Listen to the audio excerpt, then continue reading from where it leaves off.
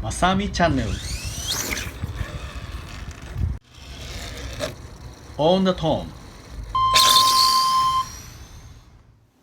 僕が横浜に勤めていた頃に、ある日突然ポルシェジャパンさんから電話がかかってきました。ポルシェ本社の副社長が来週御社へお伺いしたいんですけれども、御社の社長様のご都合の良い日はありますでしょうか。こんな内容だったんですね。社内は騒然となりまして、これはいたずら電話じゃないかと思えたほどでした。当時ヨコモは東京の足立区にありましたけれども、翌週になると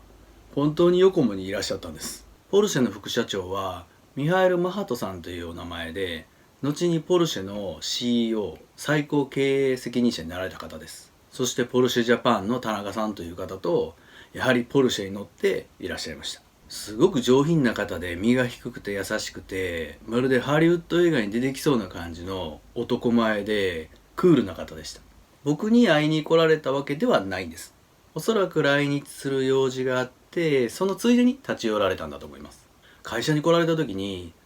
なんでここに来られたんですかって聞いてみましたら、私は趣味でラジコンをしてまして、御社のことは存じています。御社とポルシェの経営スタイルが似ているので、ぜひお伺いして働いている人たちに会ってみたいと。横もの車も購入して走らせてみたい。そういうことだったんです。スタイルが似ているというのは、会社の規模は小さいけれども強いポリシーとこだわりを持ってものを作っているという点でした。なんか夢を見ているような話でした。いらっしゃった日は早速僕たちは茨城県のつくば市にあります今のつくばラジコンパークへ行きまして、ラジコンを走らせに遊びに行きました。その時マハトさんが子供のような笑顔で本当に楽しそうに走らせておられたのが印象的でした。そして私たちはこの日だけでは終わらず、今度はドイツのシュトゥガルトにあるポルシェの本社に招待していただいたんです。そこで僕が毎年参加していたドイツの帰る DTM ツーリングカーレースっていうのがありまして、それに合わせて少しスケジュールを早めてポルシェに行きました。社内見学をさせてもらったんですけれども、工場内であっても通路であっても、すれ違う人全ての人がマートさんに挨拶をされていて、それがすごく感動的でした。当時マハトさんには秘書が4人ぐらいいまして、誰に対しても優しく応対されていて、一切偉そうな素振りが感じられなかったです。彼は引退されましたが、それは昔も今も全く変わらないです。ポルシェに招かれるなんて一生に一回しかないだろうと思いまして、現在ラジコンマガジンの編集長をされている山花さんに思い切ってぜひ取材して記事にしてくださいって頼んでみましたら、なんと OK が出まして、それで山花さんも一緒に行ってもらって雑誌の記事にしてもらいました。ドイツにはアウトバーンという速度無制限の高速道路があります。そこにドライブに連れて行ってもらった時に驚いたんですけれども、3車線ありまして、一番右がだいたい100キロぐらいで走っていて、真ん中が200キロぐらい。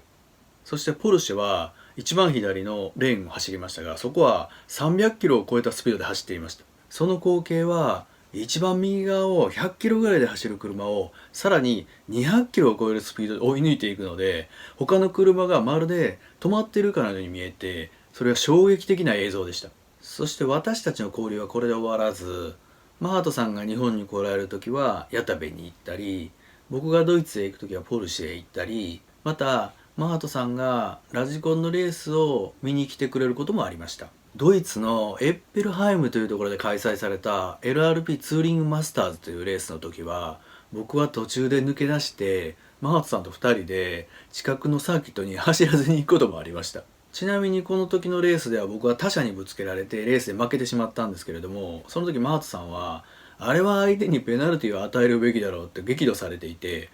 僕の負けを納得されていなかったのが印象に残ってます。この彼の言葉を聞いて僕が感じたのは、ドイツでレースをしていてドイツ人がたくさんいる中で日本人の僕を応援してくださっている姿に感激したのを覚えています。このような関係が築けたのは運が良かったとしか思えないんですけれども、もし僕が真剣にラジコンレースに取り組んでいなければ、おそらく実現しなかったことだと思います。ですので RC を通じて嬉しかったことというのはたくさんありますけれども、まずは最も刺激を受けたマハートさんとの貴重な出会いを一番最初に話させていただくことにしました。そして彼が実際に本当にラジコンカーファンだということは分かる彼の持っているラジコンカーの一部をご紹介します。これは昨年送ってもらった画像なんですけれども、横物ラジコンカーだけでもこれだけあります。これは新居に展示場を作ってそこに名前を書いて展示するので、それぞれの車種名を正確に教えてほしいと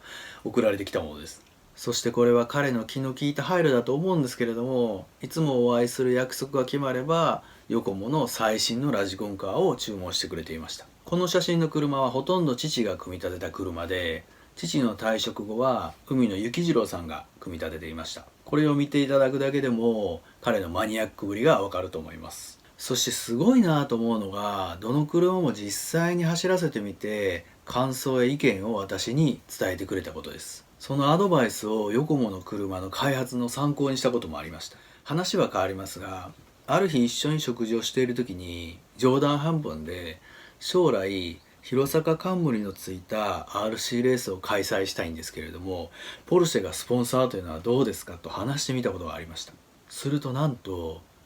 それはグッドアイデアだねって答えてくださったんです。彼は退職されましたし、僕は弘坂冠のレースは開催しなかったので実現はできませんでしたけれども、ジョークであったんですよ。これは嬉しかったですね。このような貴重な出会いは一生大切にしていきたいと思います。他にも嬉しかったエピソードはたくさんありますので、別の機会でお伝えさせていただきたいと思います。ご視聴ありがとうございました。